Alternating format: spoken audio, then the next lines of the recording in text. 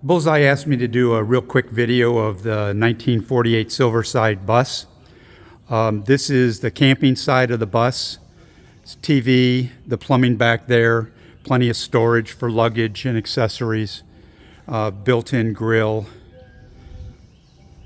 Come around the front of the bus, all new tires, new brakes, new suspension, power steering, power air brakes.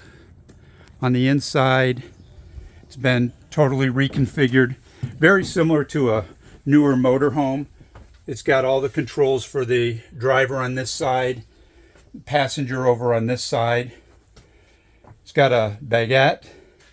This is a jackknife couch that goes into a bed. It's got a small galley kitchen with a microwave and a refrigerator, sink, full bathroom with a stand-up shower. This is your controls for shore power generator or inverter. This is a queen-size bed. It's a 4-person couch that converts to a queen-size bed. Then you've got additional space back here for some young kids or something over the engine compartment, and that's all been insulated. We'll go back outside and take a quick walk around on the other side and the engine. The engine, the transmission, the rear end, it's all been rebuilt. It's got a generator here. This is the battery pack, the 48-volt battery pack for the inverter. It's got hot water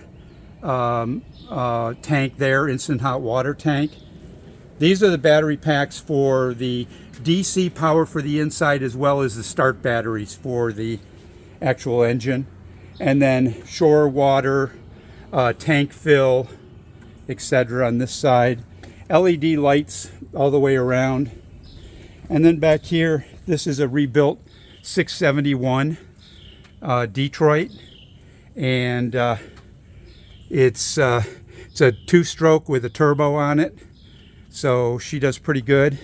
It's got a built-in trailer hitch with it, and on this side it's got an automatic rollout awning, and I think that's about it. Thank you.